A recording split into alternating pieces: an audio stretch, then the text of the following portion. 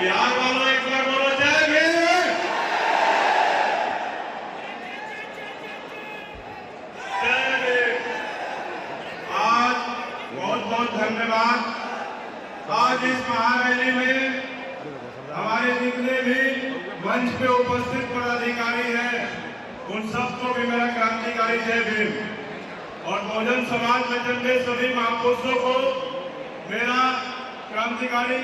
जय भीम नमन। और मैं आज इस मंच के माध्यम से मैं ज्यादा बातें नहीं कहूंगा क्योंकि कम समय मिला है, तो मैं यही कहना चाहता हूं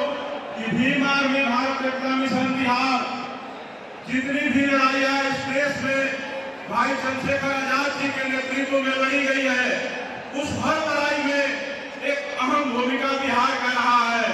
और उस लड़ाई में हम लोगों ने जितनी भी कामयाबियां हासिल की है उसमें एक हिस्सा हमारा भी है। और हम बिहार के लोग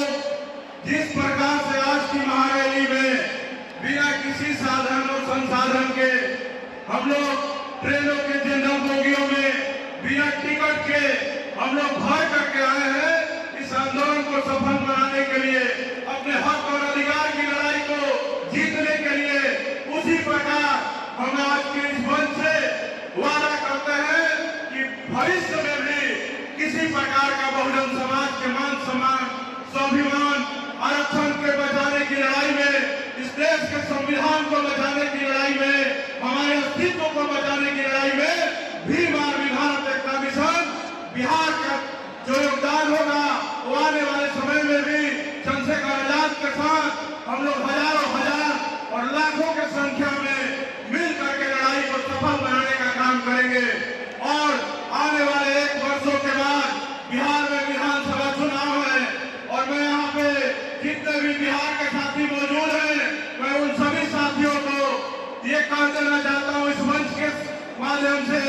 ये हुजूम आप जो देख रहे हैं ये हुजूम में सबसे बड़ी भागीदारी उत्तर प्रदेश की है। तो मैं यही कहूंगा कि मेरे बिहार के साथियों अब आप लोग अपना झंडा डंडा अपना हौसला बुलंद कर लो और आने वाले बिहार विधानसभा चुनाव में हम लोग को ऐसी क्रांति पैदा करना है कि हम लोग बिहार विधानसभा के चुनाव में जिस प्रकार से नगीना ने एक इतिहास रचने का काम किया उसी प्रकार से बिहार के अंदर भी अगले साल विधानसभा चुनाव में इतिहास रच करके भीम आर्मी का झंडा बिहार के विधानसभा में बुलंद करने का काम करेंगे। और मैं आखिर में अपनी बात को खत्म करने से यही पहले कहना चाहता हूँ कि इस देश में जातिगत जनगणना या वंचित समाज को शोषित समाज को जो अलग से जिस प्रकार से ईडब्ल्यूएस आरक्षण 10% दे दिया गया बिना किसी हल्ला के, बिना किसी हंगामे के, बिना किसी नेता के मांग के और बिना किसी आंदोलन के, बिना किसी भारत बंद के, तो हम ये कहते हैं कि आज तो इस देश की राजधानी दिल्ली में पूरे देश के विभिन्न प्रदेशों से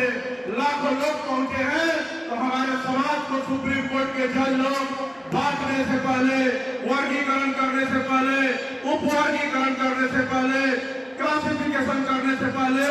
हम ये बता देना चाहते हैं कि बिना मांगे जब 10% आरक्षण दे दिया जाता है तो हम लोग यहाँ पे लाखों लोग जब देश भर से पहुंचे हुए हैं तो हमारे विशोषित वंचित समाज को जिसको आप वर्गीकरण के नाम पर कहते हैं ये शिक्षा में और नौकरियों में पीछे रह गए हैं तो उन समाज को भी अलग से 10% आरक्षण देने की व्यवस्था किया जाए। और हमारे नेता ने कहा है कि सरकार को घुटने पे टेकवा देंगे, लेकिन इस सरकार ने साजिश करके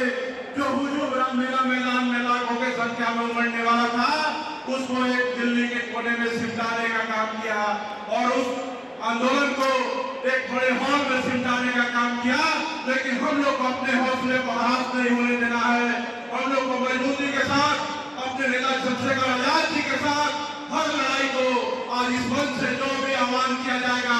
हमारे नेता चंद्रशेखर आजाद जी के द्वारा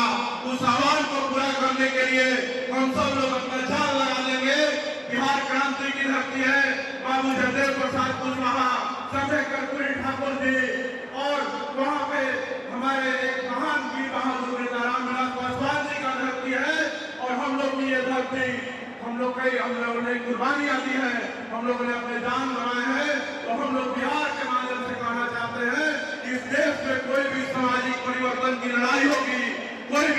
मूवमेंट बड़ा आंदोलन चलेगा, उसमें बिहार बड़ी भागीदारी सुनिश्चित करेगा और जरूरत पड़ी तो दूसरे प्रदेश के लोग पसीना बहाने का काम करेंगे तो बिहार वाले अपने हक और अधिकार के लिए खून बहाने का काम करेंगे। जय भीम, जय बिहार, जय भीम।